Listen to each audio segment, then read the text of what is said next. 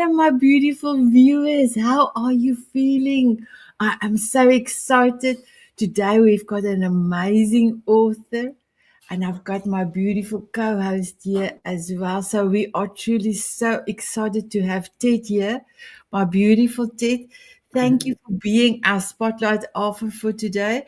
So I am going to ask you to introduce yourself, and I will be asking you for your first question, and then I will be giving over to Christoph first, and then to Laura, and then to Gail. So they will introduce themselves, and then they will ask the next question. Are you ready for us, my beautiful Ted? I am ready. Well, my beautiful Ted, I met you almost 2 years ago, and I cannot even remember how you came into my life. And you are such an incredible, amazing wisdom keeper. I call you a wisdom keeper. And the way that you were talking about going into a shopping and buying milk and ending up with a full trolley, that was truly remarkable. I am so excited that you are going to be our author spotlight author today. Please, may I ask you to introduce yourself? And then after that, can you tell us why did you decided, and if you can showcase your book cover, to do your book cover, please. And then it's all over to Krista. Oh, well, so now it's a pleasure to be here. It's an honor. And I record this because my wife does not believe these accolades. So we've got to get that right out front. I have to reinforce that every now and then, particularly when we're going to the store and doing crazy things. But I have a broad experience working with people and money. I've done it my entire life. And the foundation is number one, money is the oil or the energy that makes every economy in the world works. We can't get without it. Unfortunately, most of us do it wrong. And it's not our fault. We're encumbered by eons of biology and evolution, and it gets muddled in our modern economy. I started seeing this as a young lieutenant in the Marine Corps, watching myself and my Marines doing crazy things with money.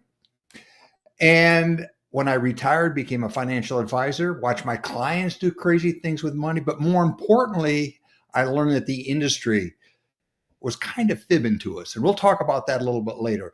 But I've got my fourth book out. It's in final review right now.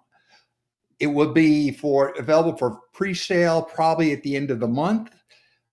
If you go to my website, tedmclyman.com, you can sign up, join my email list, and I'll fire you out an email as soon as it's ready with some discounts. And for the first week or so, there are going to be some very, very good promotions to get either the paperback or the ebook.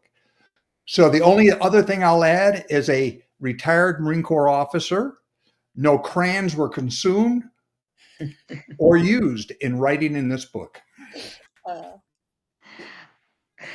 That is so awesome. That's great, Ted. So I'll quickly introduce myself. Most viewers know me, but in case you don't know me, my name is Krista. I'm from Canada, and we get celebrated actually Canada's birthday. So I have to start off by saying that I'm Amazon #1 best-selling author, and this is my thing. My book title is called Skip the Pain, Experience the Pleasure, but it's my tagline. And here it is. It's cut the crap that's holding you back so you can live the life you love. Because most of us are just holding on to the crap and we're not going forward. So I'm an international speaker, energy worker, nutritionist, obviously author, TV co-host, and I'm just really thrilled to be here. I'm best known as an Earth Angel. I was given that title because I'm put in people's lives right at the time that they need it most, to kind of be that voice amplifier to offer them some inspiration and hope. But and that's one of the things that I got out of your book, because when I was done your book, it was like, wow, my eyes opened to this whole different side of money that, I used to see money a certain way, and now I see it a different way. But I'm going to start off with my first question. And I love in the introduction, first of all, when you went into the store and or I guess describes going to the store and you walk in and I'm only going to buy one thing, right? I'm only going to buy Right. one thing. And then you see all these sales, going around, and it's like, oh my goodness, maybe I need this one and this one and this one because all this stuff. And then you walk out. Now you do talk a little bit about that, and it is funny because it's true. I do go in and I see all these sales, and I go in. This is my budget. I'm gonna spend this, and then you see these sales. But I'm going to kind of challenge you on this. Isn't it good to maybe take advantage of the sales? Because maybe in the long run, are you saving money? Or do you think it's just kind of impulse? Yeah, that's a great question. Great question. Well, what you just said is our ability to rationalize anything. So that's what makes us human. So that's one of the things we do quite often. And the answer to that is maybe.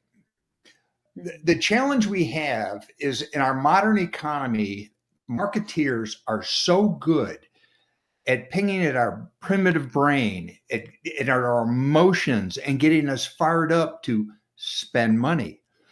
We know that just the decision to go to the store, non-consciously, it gives us permission to spend. We also know that stores have a habit of moving things around. We also know that the things that are probably least expensive, but we probably need the most, i.e., milk and bread, are going to be in the back of the store. So, regardless, you're going to walk through, meander, scavenger hunt, exploring for what you really wanted. Along the way, you're going to be overcome by sights and sounds and smells. And you didn't know you needed to taste Atlantic salmon, fresh from Nova Scotia, until you walk past it and there's a person handing out Snapples, and you not only bought one, but you bought two. What I'm saying, yes, it's okay to spend money. Yes, it's okay to spend on sales. Some are legitimate, and if you do it correctly, which means you understand your money temperament, you know how you act and think, you're going to do it because you need it, not necessarily because you want it. Does that help? That is absolutely a perfect answer because when I was thinking back about the last time I was shopping, and it's true, I walked out with way more than I thought. And it is because they switched around the layout. I knew exactly where I go, third shelf down, and then it was all different. Yeah, So they hit while I it. was looking around, I found more things that I probably rationalized. So thank you for bringing that up, especially to our viewers, because that's one perspective I don't think I know for myself I would have looked at. So thank you. Yeah, that's a foundational human trait. And I talk about that at length in the book. And that's what got me frustrated before I got started because nobody talks about this stuff. Yeah, that's great. Hi, Ted. Hi. So we'll always talk about our spotlight authors, and of course, we want everyone to just devour these books. Your writing style around temperament and behavioral energy is right up my alley. So I'm the number one international best-selling author of The Science of Empowerment. And really at our foundation, we study and research and coach and speak around the globe on mindset. And money is such an emotional connection. And the Absolutely. average person never thinks about it as a love affair or a really bad relationship that you have to get out of. There's so much in your book around the behavioral aspect of why we do what we do. So I just wanted to express that out to the listening audience. It really is an educational book for how we perceive money and what it can or cannot do for us in a positive way. Something that you talk about that's very, I think, a strong point, and it is in all styles of coaching, is values. Mm. And I've noticed that a lot of people have never learned to value money. It's always just an immediate gratification exchange, or it's the means to an end, or it's around survivalship. So, can you just express maybe to the listeners, for those that have never learned the concept, let alone the mastery of how to value money. Maybe what's just something around there in that wisdom-filled brain, as Sinette said, that might be able to activate somebody to start to value money. Thank you.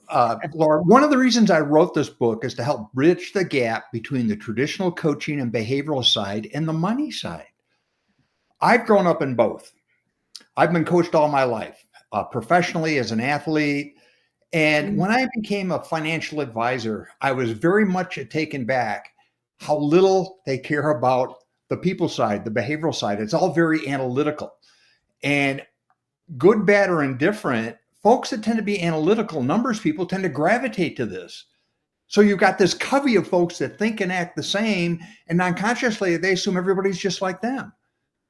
Well, after a couple of years of working with hundreds of people as a traditional financial advisor, doing what they told me to do, which was do this, be like them, I was very successful. What I found out, I really wasn't helping people. What I was doing, I was a high-paid sales guy.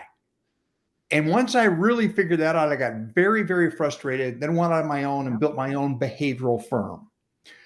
So to get back to your question, we accept behavior in every aspect of our lives, in every aspect of our culture, in every aspect of society, except money.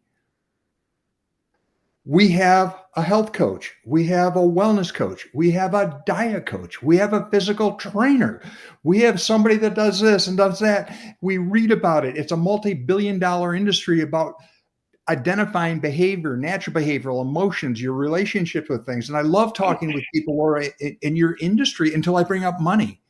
Yeah. And I often ask coaches when they're doing life, who do you talk about money? And you watch the blood drained out of their body. They go, white, I can't talk about money. Oh my gosh, I'll go to jail. I don't know anything about it. That's not my thing. Well, and then on the other side, talking to financial guys, they go, I can't talk about behavior. My gosh, they might actually crack a smile. I might actually build a relationship. I might whatever. So after a couple of years, I became incredibly frustrated that there's this huge schism between the two.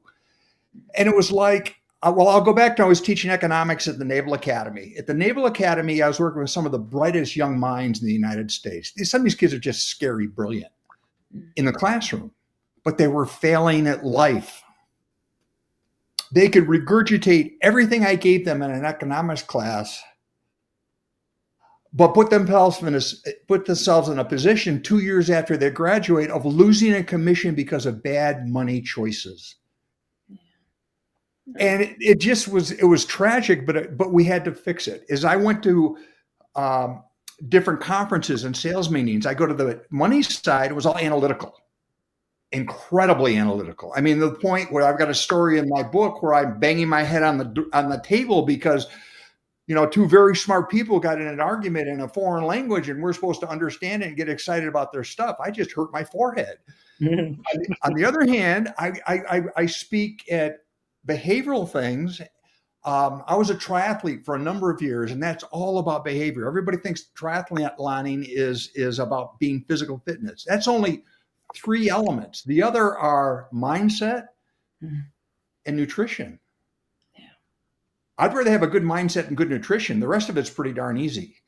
So what I'm saying here, and I'm kind of rambling a bit, values underline everything of who we are. Values are the foundation of our behavior.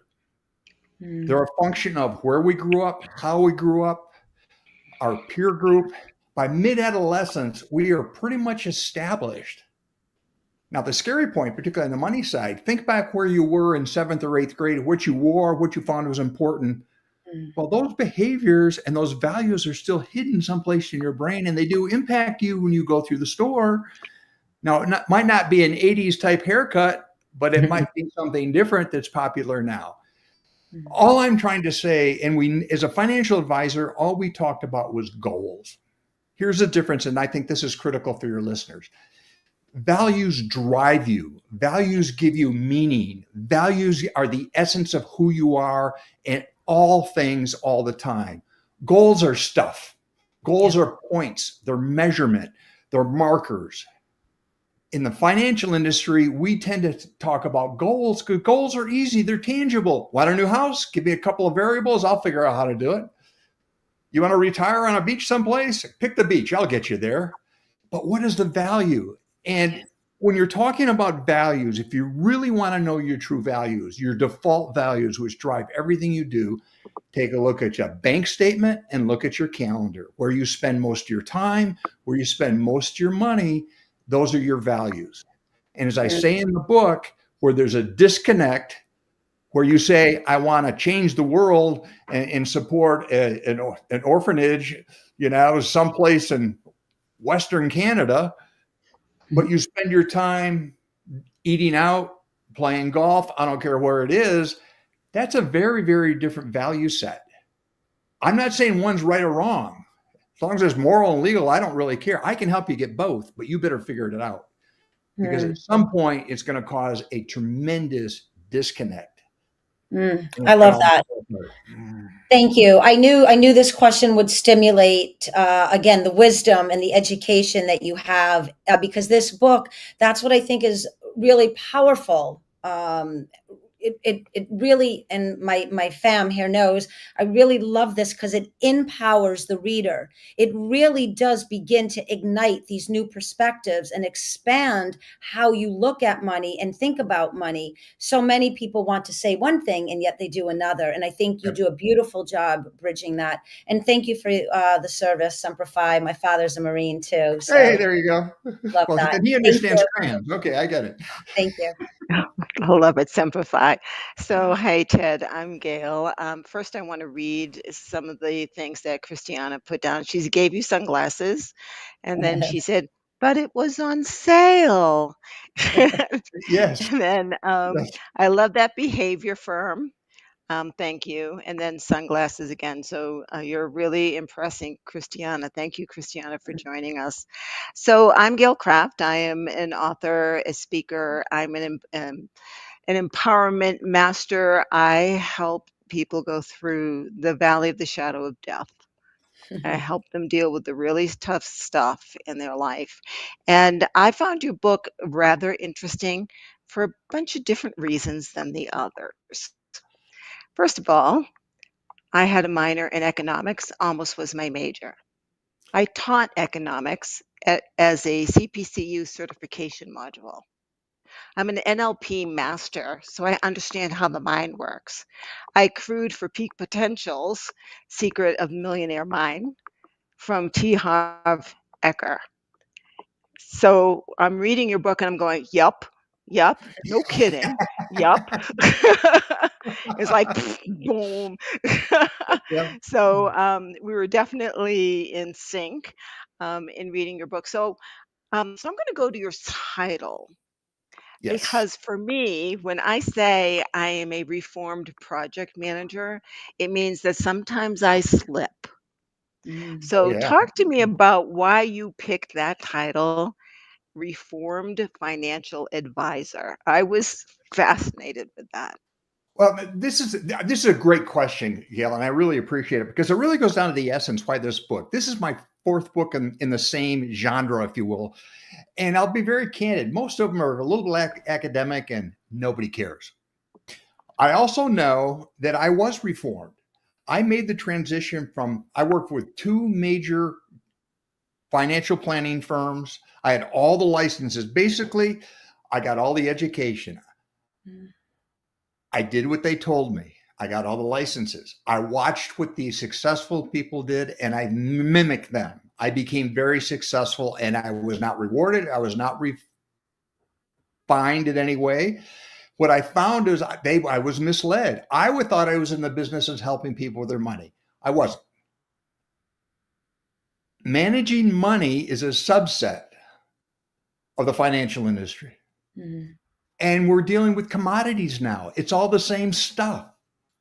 I learned that my job was to manage behavior, to manage emotions. And once I bridged that gap and realized that my job was to look into people's hearts and souls and minds and get them to open up and realize that product and service is irrelevant if your head is not screwed on right, you're not heading in the right direction with the right values, and you're not consistent and true to yourself. So the title of the book is Confessions of a Reformed. I'm as reformed as it gets. I am so reformed that I sold my firm and do this full time now. Wow. The underlying piece is, and this is poking everybody in the eye a little bit. Yeah, it's mostly BS. It really is. I would say 90 to 90% of what you hear in the financial planning industry is BS for one simple reason. It's generally a cookie cutter, one size fits all approach based on products and services, based on goals. I am very different than all of you. You are different than me. All of you are in professions that deal about the individual, an individual path to meaning, an individual path to success and sustainment. Why don't we do that with money? It is just common sense, but we don't do that. As a financial advisor, I realized I got so good at this, I could talk to somebody on the phone, and after 15 minutes, I had their entire plan in my head. I knew exactly what I was going to do. I knew the product I was going to put them in, and it was product driven. And there was an incident in the book that I talk about that I was working with a widow or a widow's family, and the gentleman had passed away, and the wife or the widow was convinced that she was well taken care of. She wasn't. In a matter of seconds, he went from the dearly departed to the dead fill in the blank. That got my attention. Somebody let this family down. Yeah. Greatly. So I realized that we have to start looking at this differently. Again, if I'm going to teach you how to drive, I could give you 4 YouTube videos. I could give you an engineering manual. I could test you on the viscosity of oil and the physics of gasoline. You could ace it and say, okay, go drive. You'd never get out of the parking lot. Or I could sit down and say, there's an automobile out there. We think there's an engine up front. Don't know how it works, but we're going to focus on the behavior. How are you under stress? You right-handed or left-handed? How's your vision? Do you like to talk when you're driving? Do you carry a phone? Who would you prefer to drive with? The person who's the engineer that can't get out of the driveway, or a person who's an expert at managing their behavior and tempering their emotions in times of stress and in different circumstances? That's what I'm saying about money. Money's not complicated. It is, again, the fuel that makes everything happen. And I talk about the book about what money is. The story I like the best in the book is, for thousands and thousands of years, we use barter. Barter is still acceptable. Go to a garage sale, go to a swap meet. You go to a lot of different countries. Barter is a big deal, but barter is not efficient. It may be effective, but it's not efficient. So in the story, I talk about, let's assume you're growing up on a subsistence farm. And I'll go to Nova Scotia again because I like it over there in the summer, not so much in the winter. But you grow about 95% of what you need, but you want a cup of coffee. So you go down to the local coffee shop, you grab one of your prized chickens on the way out, order a $15 cup of coffee, which is a one-time emotional reward. Just don't do it every day. And you go to pay and you plop the chicken down, and the clerk goes, whoa, what am I going to do with that thing? And you go, I want change. Well, there's where the efficiency kind of falls apart. Making change with a live chicken in front of everybody else is just really, really messy. The chicken doesn't like it at all, and it really screws up egg production. So all I'm saying is we have money to make things easy. Yeah. The flip side for that is we now have digital money that makes it really easy. Real easy and real easy to fall into a trap. I'll tell you, one of the things Harv's basic tenet was in training was, how you do one thing is how you do everything. Absolutely. Take a look at how you manage money. Take a look at how you're managing your life. Take a look at how you're managing your business. Take a look at how you're managing your relationships. It's all the same emotional problem.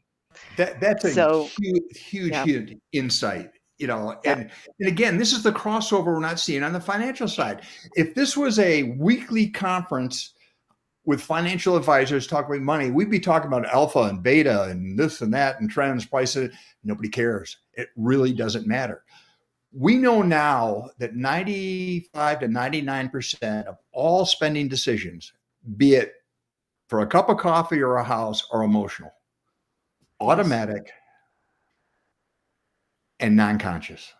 Yeah. You actually bought that house for X number of dollars when you saw the picture and read the description.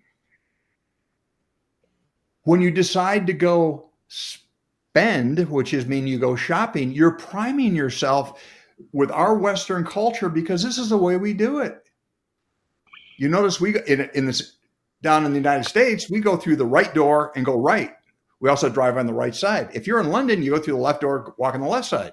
That's a cultural thing, but it's huge. It's huge. It's huge.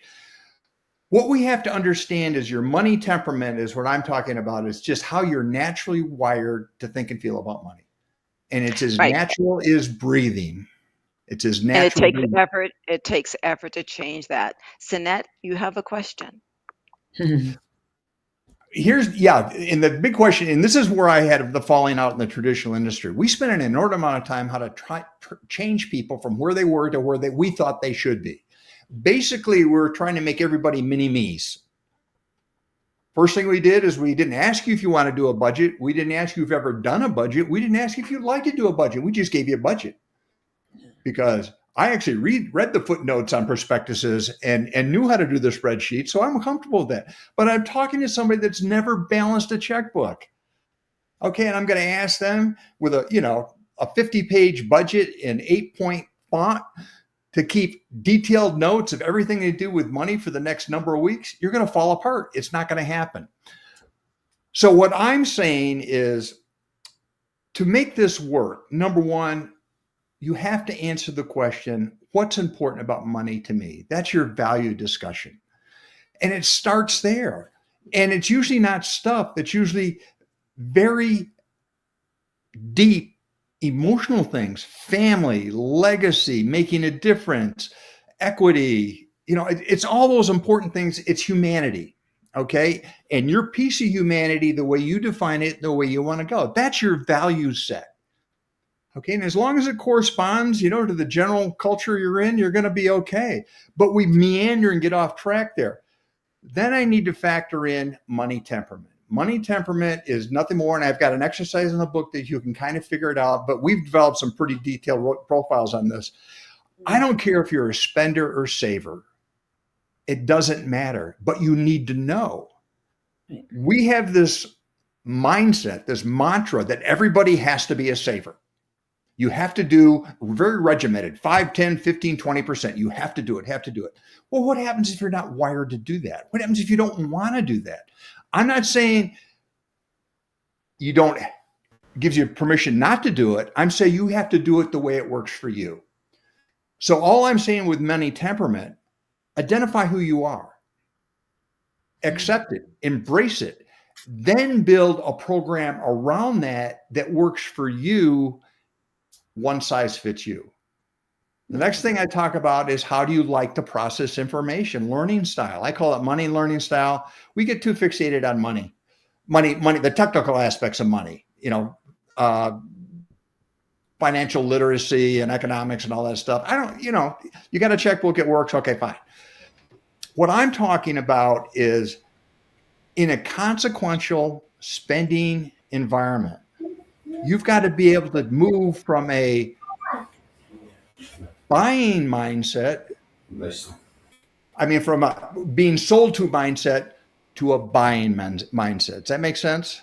Yes. Because when you go in the store, you're overpowered by all the senses and you're being manipulated and primed to spend money. Now you're going to go in and sign a contract, and you better move from, I call it your feeling brain to your thinking brain. You get very analytical for a minute. Now, we don't like that because it hurts. It takes a lot of energy. Our brains want to get out of that space as quickly as possible and go back and do the shiny stuff, which we enjoy. So how do you process information? Are you visual, auditory, tactile? And you need to make sure that you're embracing the situation in a way that works for you. And if it's not working for you, you'll be disciplined enough to get up and leave.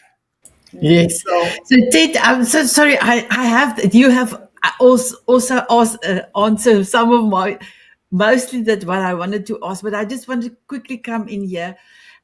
Beautiful Christiana said, I remember seeing Ted in one of the Power Hour shows, and I remember him saying, does your lifestyle match your values? I love that. Mm. So my question that I had was, if somebody watching today has always been overwhelmed or afraid to even look at finances, what is the first thing they should do to shift into awareness and their environment? If you can help us with that yeah, question. yeah. And again, I'm going to go back to how schizophrenic we are as a culture. Again, we got the finance people over here and everybody else in the world over here. All of you are professionals in teaching people to get to know themselves, to embrace themselves, to amplify what they're good at, compensate what they're bad for, delegate, all those kind of good things to be not only a good citizen, but a great human being. Money, we don't seem to talk about that. We talk about, did you add it all up? Did you do this, that, and the other thing? So what I'm saying, this is why this is so important. If you're in a relationship, there's a 66% chance that the person you're in a relationship with has a very different money temperament than you do. I'm not saying that's good. I'm not saying that's bad. I'm just saying that's what it is. So the first thing you have to do, and I purposely wrote this book. It's short. It's about 100 and 110 pages. It's written like a blog. It's not technical, and it's to help you crawl into the back of your mind and take a look at that money thing that's going on and not be repulsed, but embrace it. But it starts first by saying, this is who I am. I'm a spender. I don't like risk. I'm comfortable having somebody do stuff for me. But if you're being told by everybody around you that risk is irrelevant, that you need to be a saver and you can do it yourself, you got this ongoing conflict. And technology amplifies the problem. Back in the day, you had a nuclear family where most everybody could walk between houses to get this life guidance that is missing today. That imprinting at a young age established a very strong value set that was reinforced continually, often through your entire life, because it was an effort to go 30 miles outside of town. Yeah. Thank you, Ted. So there is some questions that the ladies still have to ask. So, Krista, if I can give over to you, my beautiful one. Absolutely. I'm going to send or say a little bit of what Christiana also said in our messages who's watching live. If someone watching today has always been overwhelmed or afraid to even look at their finances, what is the very first thing they should do to shift awareness and empowerment? So there's a question from one of the viewers right now. Good And question. I will say a lot of the things you said were just right on point, and a lot of my questions. And I before you answer that, I have to say that not only was a book in line, meeting you, and that's why we have the authors on, is because we want to see the author behind the book. And I love that it was a short, quick, easy read. And I really, really want to, suggest everybody go pick this up. It's a perfect, I know who I'm going to give one to. But when you're talking about the widow, I was a young widow as well. We didn't have mortgage insurance, so it was one of those surprising things. I love when you said about mindset nutrition. So I definitely am all about mindset and mastering your mindset, and I'm a nutritionist. So there we go. As a person, we are so aligned. Well, I'll let you go and ask or answer this question about what's the very first thing they should do to shift their awareness and empowerment. You've already done it. You've already identified that you need to do it. Yeah, nice. Perfect. That is a incredibly big step. Yeah. So the first thing is grappling with the construct that you're going, yeah, I need to change a little bit. What I'm doing is not sustainable. That is huge. Next thing is go to tedmclyman.com. The website is up and running, and you'll understand on the website, the principles I'm talking about. And there's a mailing list I'm putting together where I'm going to notify everybody when the book is out, and I want to get this out there. I wrote this book specifically for the people that are probably on this show right now going, where you been? Because more often than not, when I work with clients with this process, it's called the money behavior system, I would get, where have you been all my life? How come I've never heard of this? How come nobody's doing this? Well, it's easy. Nobody's doing this. I'm the first 3 steps in a 7-step financial planning process, and most firms start with step 4 and 5. Generally, they go right to 5, which is goal setting. So you're not going to get this most places, or you're going to get it from a perspective that somebody that has not done what I've done professionally, that understands the industry. Okay. Yeah. I also wanted to write a book for somebody that would never buy a book about money, but should. Yeah. And it's the book you should have read in school, but didn't. Yeah. I found it fascinating that I graduated from a really good school in upstate New York that's noted for snow and hockey, Colgate University. And I had to demonstrate that I could swim 25 yards to graduate. Now, there's a life skill for you. Next time I fall in a pool for 25 yards, I'm good to go. They never talked about money. They never talked about personal finance. They just assumed that I'm going to figure it out. And that is the mantra we're hearing most of the time. Hey, just go figure it out. You got plenty of time. Well, it was easy when we only had 3 products, and it was, carbon paper, and it was pretty darn simple. Today, I can do more on my watch to get myself in trouble with money than I could 5 years ago with a whole team of people helping me. Yeah. So what do you have to do? I think to keep this as simple as possible, understand you're human. You're unique. There's nobody like you. You're the culmination of millions of years of evolution and growth. And your evolution of growth was really there to do 2 things: keep you alive and pass on your genes. Everything else is kind of secondary. Unfortunately, the genes that are keeping you alive were designed to tell you non-consciously not to walk into a cave at night that's dark carrying a torch, because you're going to be dinner for somebody in the morning. Okay? We didn't have money's only, so our brains are millions of years old biologically. Money's been around about 5,000 years. So there's a bit of a disconnect. Okay.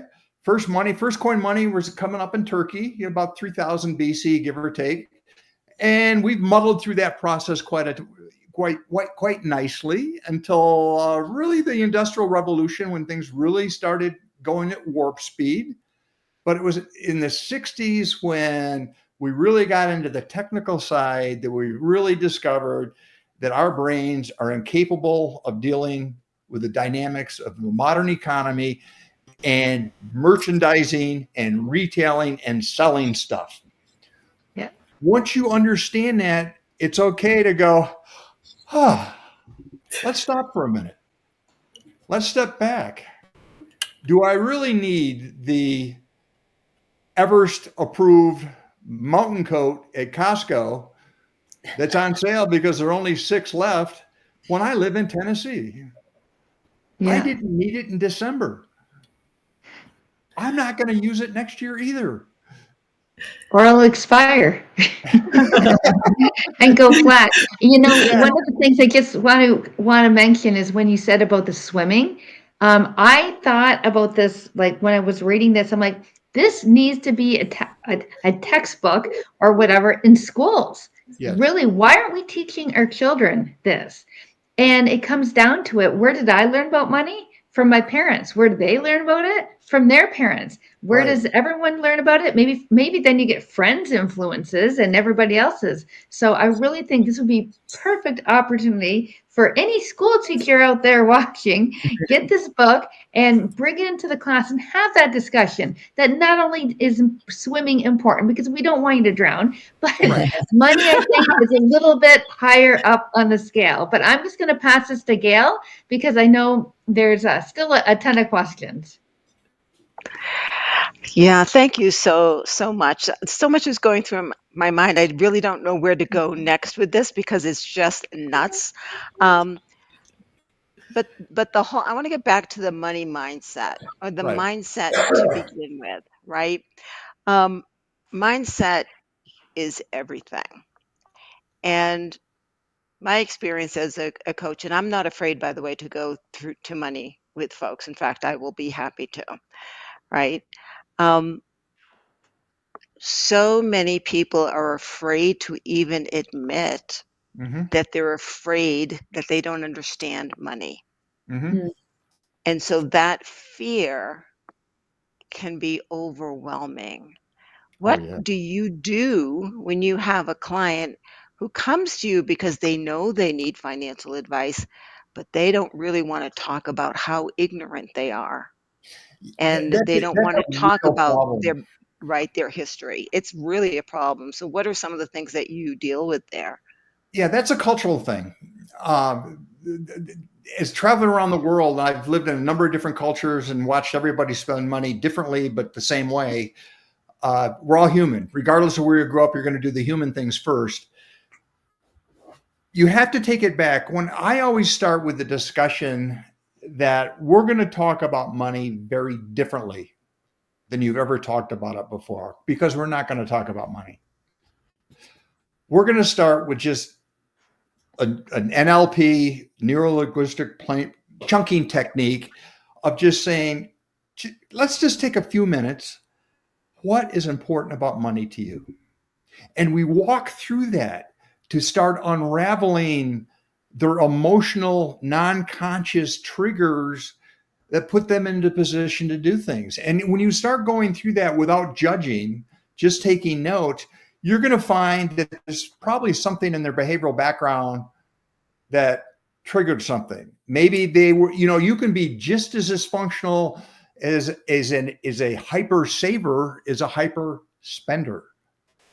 That imprints also. You may find that peer group influence. You're going to see if you've got young children, when they get between 10 and 14, maybe 15, the behavior starts changing. Peer group becomes more important than the family in a lot of respects. Peer group influence is huge because as humans, we're herders. We like being in a group and we want to be accepted. So if you're in a group, the movie I can think of is Mean Girls, and some of those is, the terrible metaphor, but it's good. To be part of this group, you've got to do these things. So you have to be able to take care of that. And it takes a sense of maturity. And this can happen anytime in your life. Okay. That of truly discovering who you are and what the triggers are.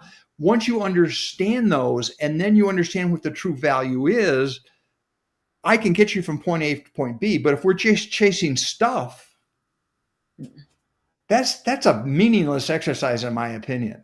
So you've Yeah, got to stuff sit is just an down. illusion. Stuff is just, and money is just an illusion. Yeah. It's just an illusion. I do want to make one point that you touched on lightly, and it's so important, and that is the money hoarder. One of the things in the HARV process is so much money, a percentage every month for play, and you have to spend the play money. Mm-hmm. And there's a story they tell, and it's a true story, of a woman who had 2 cents. So she bought bubble gum, blue bubbles, and read the comics. And she vowed to double her play money, not double her income, double her play money. There's a mindset right there. So now we're talking 4 cents. Then we're talking 8 cents. And then we're talking, and so we all understand the compounding of Right. doubling. The woman's a millionaire, by the way, Mm-hmm. now, Mm-hmm. right? But her focus was not on making money. Her focus was on, I want to play more. Yeah. Yeah, Right. and that's a value decision. Yeah. Right. That is Right. a A very value valuable. decision. Yep. That's the value she's moving toward. And we it's so easy in our society.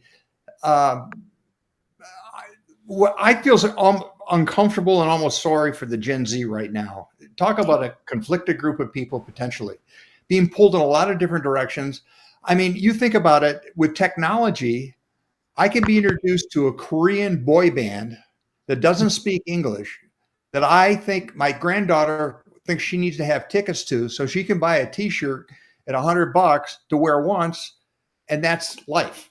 Okay. Yeah. And she will emotionally fall apart if it doesn't happen. Ted, it's time for the lightning round. I'm so sorry. I'm Okay. going to hand this over to the ladies. Go ahead, Laura. All right, Krista, you have 3. Yeah, I have 3. Okay, so Ted, I'm going to give you one word at a time and just give like 1 or 2 word answers. Okay. Gotcha. This is all energy for the listening audience and for us too. All right. First word is behaviors. What we do every day. Beautiful. Second word, systems. Systems can be a fence or a ladder. Oh, yes. And my third is self-mastery. The meaning of life. Oh, beautiful. Miss Oh, that Krista? was fantastic. So one of those words were mine. So now I'm glad I wrote a couple extra. So first of all, first word is emotions. Human. Oh, that's perfect. Action. You got to make it happen. Oh, Yeah. that's really good. And my last word is time. Time, Time. not enough. Perfect. Love I it. love the speed round. Yeah. I love the answer to systems, a fence Yeah. or a ladder. That's got so much depth to it. I love that. Love that. Yeah. So And fantastic. where I came up with time is when, especially this was my aha moment when you said where we spend the time is where, where's our value. So that was just like an boom, an amazing thought process. So thank you. That was fun. Yeah. Oh, I Thank love you, that. Ted. I love it. I love it. So for me, I wanted to ask you, how are you feeling at this moment, my beautiful Ted? I love this stuff. And my existence has to be through folks like you. And let me explain. I am fighting an uphill battle against the conventional wisdom about how we work with money. What I learned as a financial advisor, when things are going well, everybody's a genius. When things are going badly economically, it's somebody else's fault. If I had a buck for every company I've worked with, or I've tried to talk about some of this stuff, they say, yeah, we got a PhD in the corner. We'll just wheel them out. Or no, we already do this. They don't. What I am doing, I'm a little bit like Don Quixote, and I need some people behind me to keep not me on track. Remember the impossible dream? That I want to launch a movement. That is my mission, to launch a movement that conventional thinking and wisdom about money might be technically correct, but incredibly wrong for you. Mm. And until you define the you, the technical piece is meaningless. We get it backwards. We say we're going to give you the technical stuff and then you're going to conform. It doesn't work. It doesn't work. So I empower you to join. Come to tedmclyman.com. There's a lot of stuff we're going to be doing here, but it has to be people who get it. And the last thought I'll leave you with, people ask me what I do for a living. I help people who get it get more. That's it. Nice. It is that simple. I love Now, it. I have my space, but if you don't get it, I really can't help you, nor is it my responsibility to get you to that point. You're going to be upset. I'm going to be upset. I'm looking for some people who get it, who want to have more, that are looking for a different vehicle and a different mindset and a different window to the reality. and are willing to step out and discover themselves in something different and put it in play, because I guarantee you do this non-consciously already. I love that. That's a very empowering statement too for everyone listening. I do this with my coaching. I accept clients that are at a certain tier in their development. It's just because you have to honor. You have this quote: to know yourself, you must first sacrifice the illusion that you already do. I love that, but that's the truth. When you do that, there's a release, and then that creates space to now move into that next level of empowerment. So phenomenal book. Thank you, Ted. Thank you. Yeah. Wow. Yep. And my little one's walking ring just went off. She's flying on that queue. So, my beautiful viewers, thank you for taking time and spend with us. Please look down below in the show note. Ted's book is going to be available for pre-sales the end of July, and his book will be on Amazon at August the 25th. Please visit his website, and then all my beautiful co-hosts, their details is down below. Thank you to Christiana and the Diamond Beauties that have come in and gave us some comments. Thank you, my beautiful ones. Thank you, my beautiful Gail, Laura, and Krista for being an amazing co-host. And thank you so much, my beautiful Ted, for being our spotlight author, our wisdom keeper, as I call it. Are you ready all to have a dance with me? Woo. So now, my beautiful viewers, the walking, the walking ring is going off again. Are There you you go. ready to have a dance with us? They said yes. They said yes. Here we go. Woo.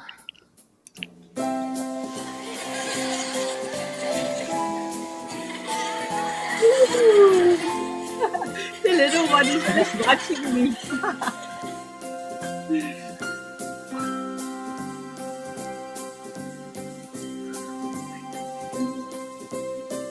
Walking on sunshine or dancing in the rain. Sprinkle me with fairy dust so I can fly away. Smiling at a moonbeam or squinting in the sun. Sprinkle me with fairy dust